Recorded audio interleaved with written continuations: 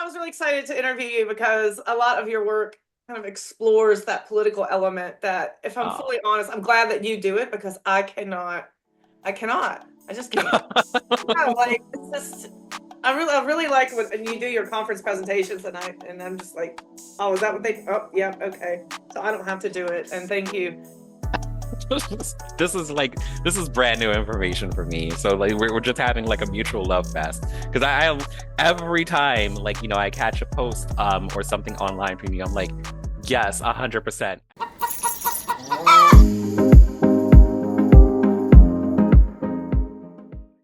Who are you? What is it that you do? What makes you magical and special? My name is Christopher Sebastian.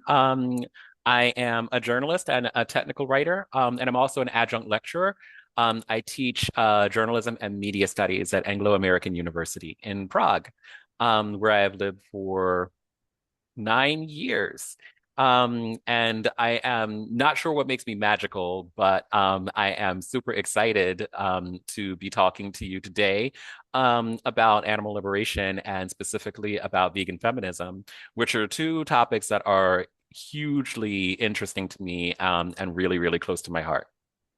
I will tell you what makes you magical. I've been following your work for a very long time because you have a very, very interesting critical take on animal rights politics, if you will. And that actually, how long have you been doing this? So what's your background in this? Because I can't even remember you've been doing this for a very long time. Yeah, like I forget actually how long I've been doing it often because like time flies. But yeah, like I went vegan in like 2004. Mm. But I didn't really consider myself part of the animal rights or animal liberation movement until somewhere around 2014. 2013, 2014. And like my introduction to like activism was largely inspired by Carol Adams and reading The Sexual Politics of Meat. Which again, as I've said many times before, that's not a very original story because this is kind of like the cornerstone of a lot of animal rights and feminist thinking that many people rely on and have done for like the better part of 30 years. But for me, that didn't just inspire like more critical thought about animal liberation, but it inspired me to think in different ways about animal liberation and race, animal liberation and gender, animal liberation and queer theory. And from Carol, I had been introduced to other thought leaders like Breeze Harper or like Patrice Jones, and and just like it kind of like snowballed from there. And like all of these like incredible provocative, thoughtful women who were just like creating all of this amazing knowledge that inspired me to to reframe my ideas about veganism and animal liberation, which really needed reframing because of the fact that like when I first went vegan, it was because I read the book Skinny Bitch when it was still a bestseller. And like that's not a very feminist introduction to veganism, right? Um, and so I had a lot of these ideas around about like bodies, about personhood, that were not the most well informed. But like in 2016, when I actually met Carol Adams for the first time, I actually related that story about how, oh, I read Skinny Bitch when I first went vegan. And like, her response was extremely compassionate. And she just like touched my arm and she said, like, well, and look at where you are now. Yeah. So it doesn't matter where you started. It just what matters is that you continue along that journey. And I'm really grateful for where I've ended up and excited for where I hope to go, wherever it may be in the future. Wow, what a story. Okay. So somebody gifted me that book when it came out, and I wish I had saved it for posterity. So, just what I remember about it is just like the recipes weren't that great, so I think that's why I got rid of it. Yeah, I know, right? Oh man, we've already started off in the best possible way. But no, the recipes weren't great. The but I will say that like, like it started out what my reading of it was like this is a diet book. Mhm. And I was like, oh, I want to lose a couple of pounds. And this book sounds like a hoot because like the title in 2004 was super provocative and it's like skinny bitch. And so it's like, I'm gonna read this. Let's see what they have to say. And because like being a like gay man myself, it wasn't off-putting for like for a book title to be like skinny bitch. That was aspirational. And so it's like, okay, this is great. And they spend like 3 chapters talking about like diet stuff, and then which was like to be polite, not the best like dietary advice either. And like, and really just like promoting a lot of damaging thinking around like what it means to be on a vegan diet or to have like a good body. And then it just turned into like hardcore, like, like this is what actually happens in animal agriculture. And that's really what that was the genesis of my whole like journey, because I'm like, oh, this is not good and I don't want to participate in that. That sounds bad. And I immediately, I know it doesn't happen this way for everyone, but like for me, that was a light switch moment. And I think that it sticks with me all of these years later. Um, in no small part because I get told often by people that like, the reasons why people go vegan are usually like health or like climate or some sort of personal stake that you have, something that's going to be personally beneficial for you. And that didn't happen for me. Yeah.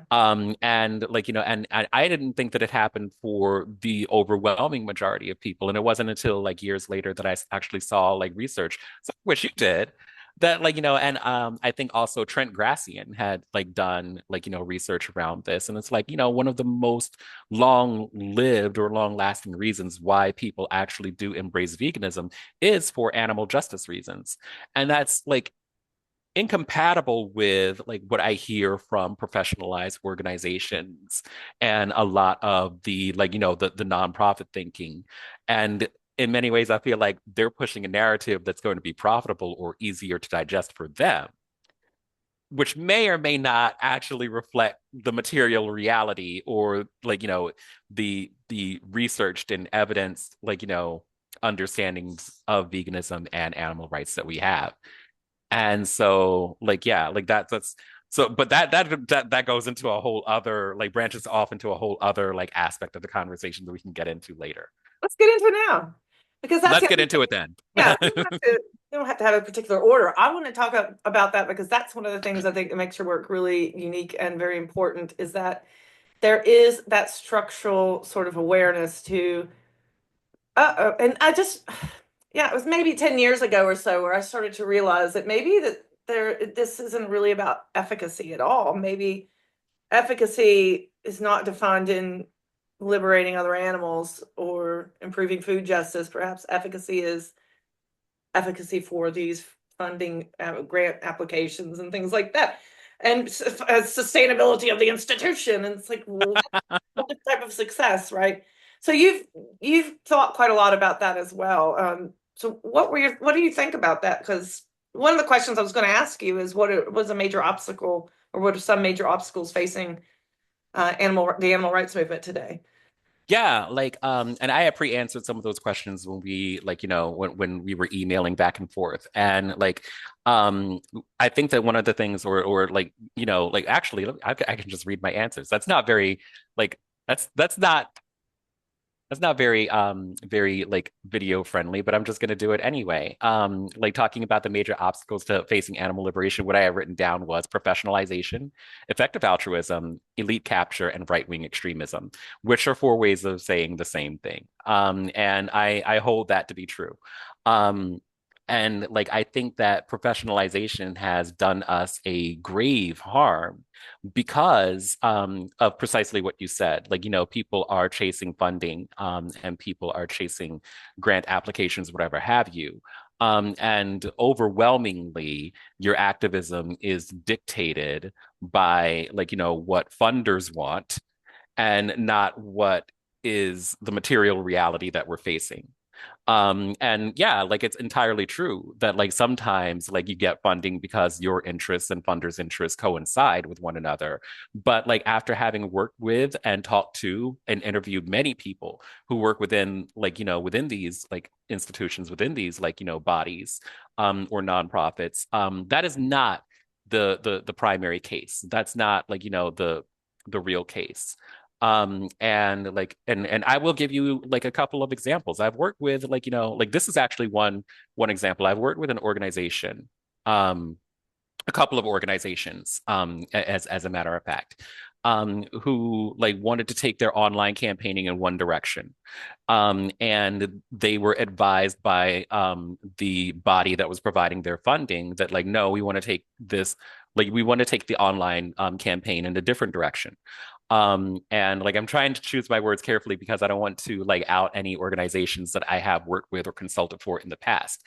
But like there were enough of them at the time that like, that this would not out anyone specifically. But like there was a documentary, a Netflix documentary that had come out, Seaspiracy. Mm, And Seaspiracy was like, like this particular funder had like provided a lot of the funding for that documentary, and they wanted to see that like, take off. And like when I was advising for these organizations, like, because of my background in like media and particularly digital media, like I let them know, hey, like the shelf life of a Netflix documentary is maximum 12 weeks. mm, This documentary has already been out for 6 weeks, and your funder wants to like, wants this to actually be the main thing that you talk about, like, aquatic life and aquatic animals well into the summer. mm. And that is going to be a waste of your resources simply because that's just not the way that like these things operate. And here's the data to back it up. Like, Yeah, like Netflix actually releases this data themselves. And so like, that's not actually going to be beneficial. And of course, like, like what the funder wants is what the funder gets. And so this is what like, a handful of those organizations had chosen to do, and it was to their detriment. And I'm like, so this is like an example of how like, like professionalization and like, and chasing dollars is like, it's not based in efficacy. It's based in the needs and wants of the people who are providing the money. And what I find really funny about the people who provide the money is that they have the money because they've been engaging in practices that like you don't get to be a billionaire without being exploitative, and veganism itself is about anti-exploitation. And like, like so yeah, like, these people are, they may like, in their minds think that they are invested in animal rights, in veganism, in animal liberation, in animal protection, animal welfare, however you want to frame it, whatever you want to call it. And I do truly believe that like, that they think this. They believe this themselves. However, the reality is that like, the actions of these people is that they are invested in keeping the world exactly as it is. Right. Because it's a universe in which they hold all of the money and power anyway.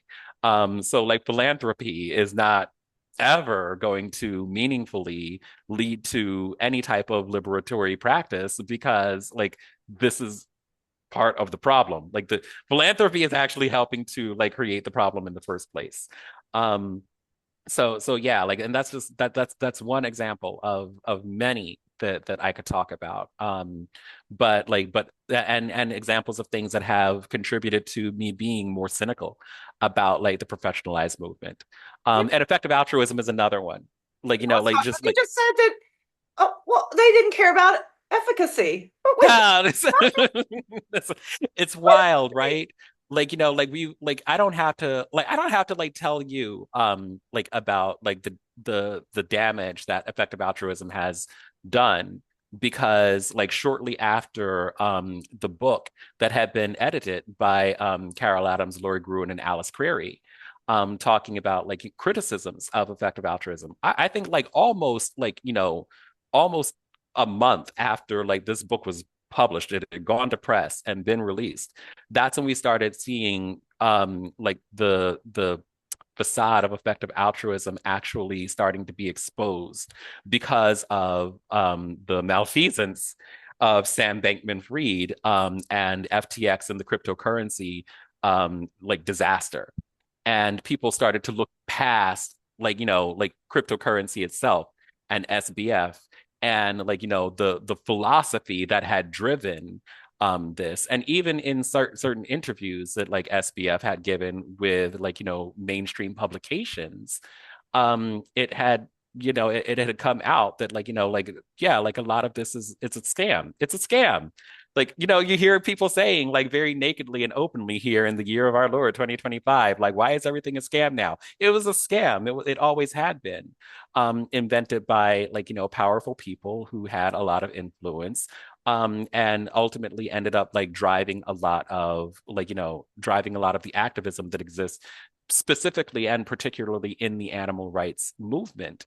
And a lot of these people actually ended up in incredibly influential places, and bringing other people who were part of this, toxic ideology into those spaces as well, where they have become entrenched at this point. And Yeah. so, I don't know what you do other than pick the whole movement up or the professionalized part of the movement and put it in the trash.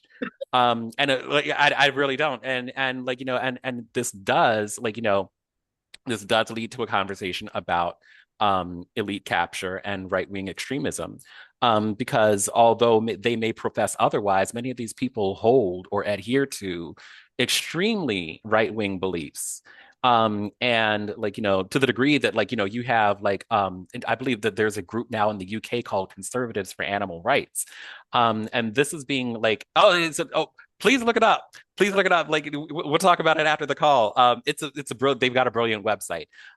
They actually hold key places at animal rights conferences. And I'm like, when has conservatism, when has right-wing thinking and right-wing extremism contributed to any historical social movement? That's at best, that is a fantastical thought. At worst, it's ridiculous, and it's intentionally it's intentional mockery. And this is not just when you think of all of the groups that have historically been oppressed, whether we're talking about racial oppression, gendered oppression, climate injustice, it's always based in fascism, right-wing extremism, and toxic conservative ideology. And so it's utterly ridiculous to me. But these people largely do not, although they may say otherwise and may even think otherwise, they don't actually pursue liberation. What they pursue is power, and being adjacent to power. And and so all of these tools that we've built up over the past, I would say 20 years or more at least, in the animal rights movement, have been couched in right-wing thinking, and ideologies. And this does contribute to what Olufemi Taiwo, and I apologize if I mispronounce their name, but their concept of elite capture. These are people who have seen this radical ideology, of veganism, that was birthed in the 1940s, in the World War II era, of Western society, and and sought to capture it, and have successfully done so, in my opinion. Because these are the people that are placed in key positions in nonprofits, in political spaces, um, in um, in academia, and in media discourse.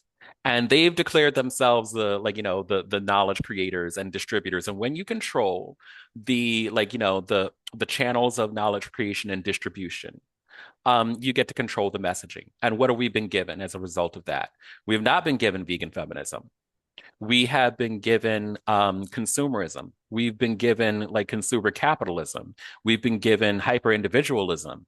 We've been given which is basically the same blueprint that that Shell has given us, Shell Oil, with the by creating the carbon footprint. Oh, it is up to you, the individual person, to look at your carbon footprint and what you have done, and how you can change this. And we've embraced that ideology. in veganism. We're going to do these like, as Breeze Harper would put it, these like one-on-one Christian missionary style conversions of people. Mm. And like, and then we will win because like, all of these people will have been individually converted to veganism through our efforts without ever actually tackling like, or challenging the people who are actively in control of shaping our food justice, our political and our social and economic realities. And where we do actually examine these things, it's through partnering with them. Look at what we've done with this organization so that we can like, like we're going to sex chickens before they're hatched, and we're going to give this organization or this corporation a green halo because they've incorporated more vegan options or plant-based options in their like food range, which only benefits the corporation. Right. And we have evidence for this. Like, Michelle Simon actually wrote about it. And she wrote a brilliant essay about it in like, in the like criticisms of effective altruism book.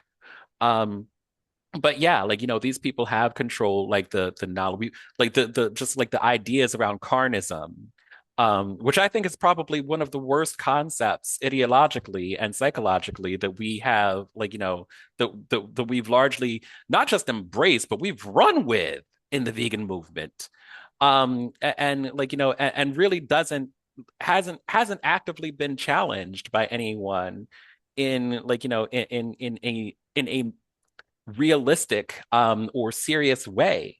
And like, and if you examine with like the least bit of scrutiny, it kind of falls apart. As and is in some ways passively racist. So like this is like, that but again, like, like we have these knowledge creators who have like who have established those channels and captured them. And what elite capture does is it defangs radicalization. Like, and it like it removes all of the radical, like, like thought and ideas from those people who like, who had started the movement. Um, and it's incredibly dangerous. It's incredibly dangerous in like a number of ways that we wouldn't be able to capture in like a 40-minute conversation. Like, even to the degree that like, certain parties within the movement have sought to redefine veganism. And this is why I had said to you before that like I think that like documenting our history is an important part of where I would like to see us go. Because if we don't actually have this documentation, it's very easy to lose. And we've seen that happen over and over again in other aspects because this is not limited simply to veganism or vegan activism. Like, like the people who like who really like, ideologically like founded what we know as veganism today, and the vegan society in the 1970s having formalized this definition of veganism that we've got. That's a real thing. That's a real thing. And there have been like, parties out there who have sought to actually seek control to of like the vegan society, and like, and in so doing like granting themselves the ability to redefine veganism, so that it's something more akin to reducitarianism. And therefore, like, it only takes like one generation, right? It only takes like one generation of people to actually forget our collective knowledge, like, our collective memory of things. And like, and bad actors actually rely on that. Like we see that with like, with again climate justice. Like I've got a 10-year-old niece, and like, like, and I say to her like in like the wise and ancient great grandparent that apparently I am now, that like, like back in my day when I was your age, we had fireflies in the summer. Mm. And she doesn't have any concept of what that was. She's growing up in Georgia Mm. and like, in the United States, the US South, where fireflies in the back garden would be so common Yeah. that like the night would actually be illuminated with these creatures. They hardly exist anymore. Awful. That this is part of like, like our collective like understanding of the world being erased in a single generation. Hmm. And in another generation, another 10 years, you're going to have like a bunch of kids who will not have grown up with snow at all. And that's going to become their reality because that's the new normal now. There's no snow. No, you have eliminated any people who actually have any like cultural and collective memory of snow. And so this is just what we have going forward. And resisting that, or part of resisting that, is documenting our history. No, I don't want anybody redefining veganism because you're going to make that definition worse. Like that's like I think that like that is like your intentions with so doing is to make it advantageous for yourselves and for the corporatized interests that you partner with. And I don't see how that's beneficial for animals. Yeah, I think history is so it's just so taken for granted, and especially in the animal rights movement. But we have just all we have to do is look at Trump's America right now and the active I think where I'm from, Virginia, and I think it's already illegal to teach critical race theory in my home state.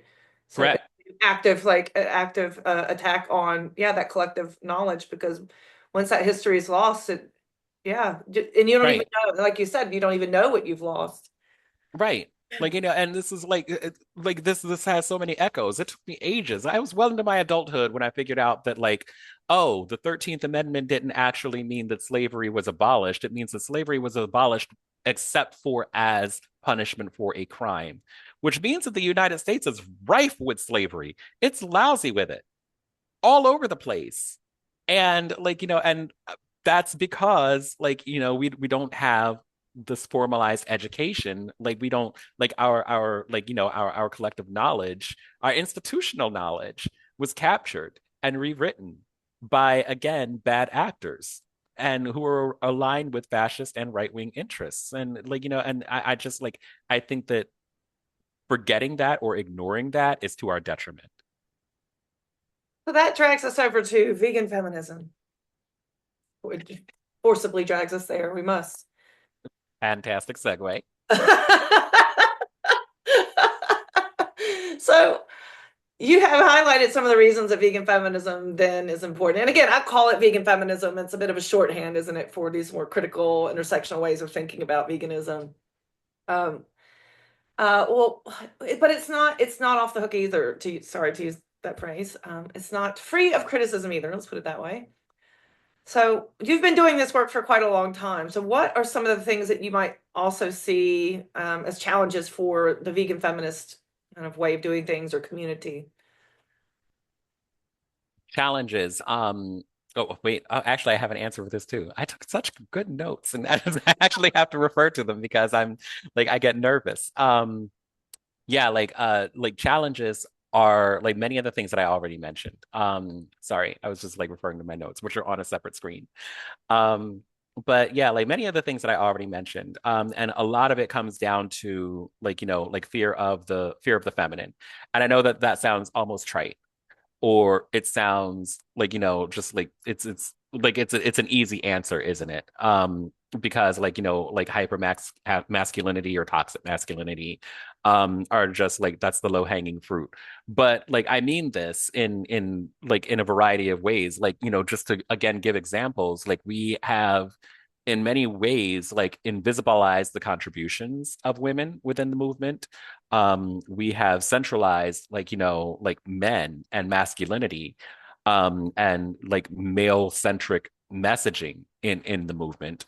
And like we have like we've sought from a lot of men in our leadership, or we sought to hear from a lot of men in our leadership. And like like I don't want to name names, but like I do want to name names. Like you just like like one of the examples that had come to mind was like the fact that we had like two individuals that literally called themselves vegan bros, and I'm like, this is wild. This is like this, and we've had like actual articles written about this, like written about like masculinity, and like and I don't want to say that like masculinity or men are not important because they are. Like and speaking to men and messaging to men, that is important. Men are people. Men are like like that's half the population. Like this is like that's a real thing. But I think that there's a real danger in the ways in which we go about this. And again, I see this mirrored in our larger political life, right? It's like, oh, we've abandoned men to the right. And this is how you get the Andrew Tates and the Jordan Petersons and like, the manosphere is Joe Rogan. Who's going to be the Joe Rogan of the left? And it's like, and so like our conceptualization of messaging to men is rooted in like, like how we perceive men to be or what we think masculinity is supposed to be. But that whole conception was given to us by right-wing extremists in the first place. And so I think that we can do better than that. I'm sorry. I think that we can do better than them. Like, I don't think that we need to have a Joe Rogan of the right, or excuse me, of the left. And like, I don't think that we need to have like a left-wing Jordan Peterson. Those people are populists. Those people, like, they are not like they're not ideologically like who we actually need to be modeling ourselves on. I would hate to think of who like, the Andrew Tate of the left would be, but whatever. Like, what one way or the other, like, I don't think that we need to have vegan bros. I think that like, the idea of like patriarchy in like in our veganism or our vegan feminism, I don't know. I think that that whole thing is misguided. Um and like, I would like to see us pull away from that. I would like to see us resist that. I would like to see us like, coming up with more creative, more radical types of activism and ways of engaging with one another. And I think that there's a way to do that. I think that there is a way to reclaim men and like and what it means to be masculine without like, without relying on these tropes and and not only do I think we can do it, I think that we need to do it. Like I think that like this is an absolute necessity. And like we've seen like and because of the way that we've seen like vegan activism toward men be levied in the past. And it's like it's tragic. It's like, it's like it's so cringe that it makes me like look at this like this is the best. Like, if this is the best that like the professionals can come up with, holy Moses, we're cooked. Like, that's like that's not going to go anywhere. So I don't know. I don't know. I have a lot of thoughts about that. They're still swirling around in my head. Hopefully that this is like, not completely nonsensical because I just went on a steep ramble there. I'm gonna have a title of one of the chapters. Holy Moses, we're so you're full of sound bites today. We could do better. We could do better. Or at least I hope so. Because if not, man, oh man, like that's not going to end well for the animals. No. But yeah, and I think that like, part of this is like, reclaiming another thing that I had mentioned briefly before was like reclaiming like, compassion, reclaiming an ethic of care as core values. And I'll Okay. wrap it up quick. But yeah, like like reclaiming like core values of what I think of as like veganism and vegan feminism, which again to me are the kind of like the same thing. Because like, like talking about like compassion, talking about an ethic of care rather than consumerism. Like, like we focused for so long on consumerism. We focused for so long on like, on corporatized interests. And like we've come up with the idea, or we have embraced the idea that compassion, that empathy are not values that we want to center in our activism because nobody cares about that.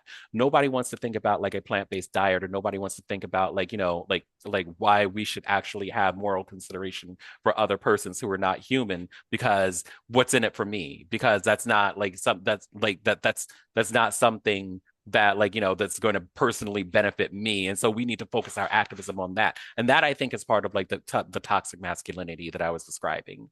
Yeah. And like, and I think that it's wholly incorrect. It's wholly incorrect because we know now that, my journey, if you will, to like to veganism is not like, is not the exception.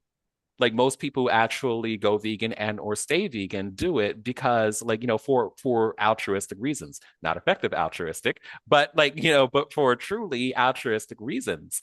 And like that's what's actually going to center you or anchor you in the long term. And there's nothing wrong with saying that, but we've been convinced by people who are often bad actors, or who like, have ulterior motives, or like who have like, captured interests, that that is not the case.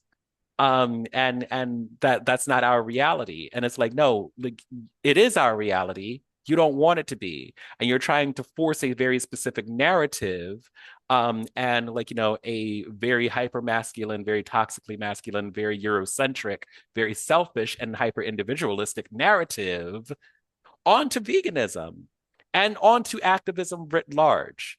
And I think that that is not just false, but it's dangerous. And it is going to ultimately lead to the group's implosion or destruction in the long run if we continue doing that. And if we don't actually center, like, grassroots, compassionate, empathetic efforts. I love that. It's a very, very, as a sociologist to me, a very structural sort of analysis of sexism as it permeates campaigning decisions. I mean, that's one that we don't see discussed very often. It's sort of taken for, because we live in the society of individualism and consumerism, it's sort of taken for granted that we just meet people in that way. But actually, yeah, it's manufactured and not always in um, accurate or reflective ways. Yeah, like it's wholly manufactured. And like, and we see this, like, if there's one thing that encourages me, it's the fact that like we see a lot more people kind of understanding the collectivism, collective energy, collective thought, taking care of one another, irrespective of what species membership you have, what gender you are, or like, what race you are. A spirit of mutual aid actually like in a lot of different activist spaces right now in this one political moment that we're currently in. And I think that like we have an opportunity now to do this with veganism and with vegan feminism and to like, and to embrace those values that like were traditionally like set to the side, that were minoritized or that were intentionally like, like captured and like, and reduced in favor of like, getting a new product to the market, or like, or partnering with McDonald's to like, I don't know, sex eggs, or like happy beef or whatever kind of like garbagey, like, like green capitalist type of like, work that we have been doing in the past.